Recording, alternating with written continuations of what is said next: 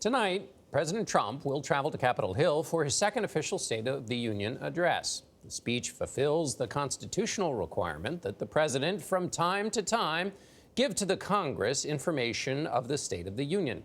Over 2 centuries, that simple mandate evolved from a written report into an annual primetime address. Part laundry list of policy proposals, part theatrical performance, and always an odd display of applause and silence. Mr. Speaker.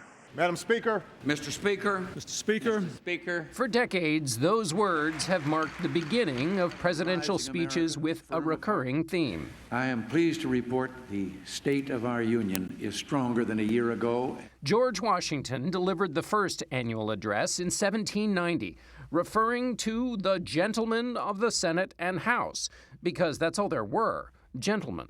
Jefferson thought the show too kingly, so he kicked off a century of submitting the address in writing. The president sat at his typewriter. That ended in 1913 when Woodrow Wilson revived the tradition of the in-person speech.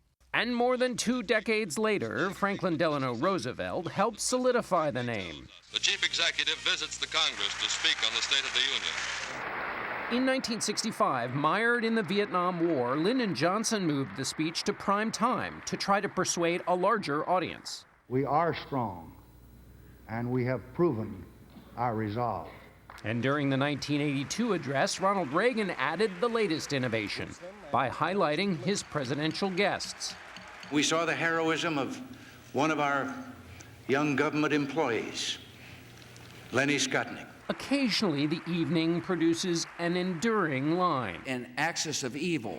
The era of big government is over. But more often, it's a marathon of proposals and promises and big aspirations. And tonight, I am announcing, I ask you to support this initiative. in 2 weeks, I will send you a budget. But this time is different. After a 35-day partial government shutdown delayed his speech, President Trump has promised to strike a healing tone. I really think it's going to be a speech that's going to cover a lot of territory, but part of it's going to be unity.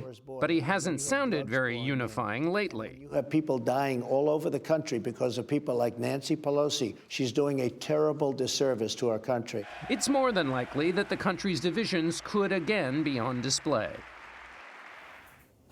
This night used to be a time to capitalize on the presidential megaphone, but for a president in a state of constant communication, his future tweets are likely to supersede his formal remarks. Still, tens of millions of Americans are likely to tune in, and for a president who likes a big audience and who likes to break the rules, anything could happen.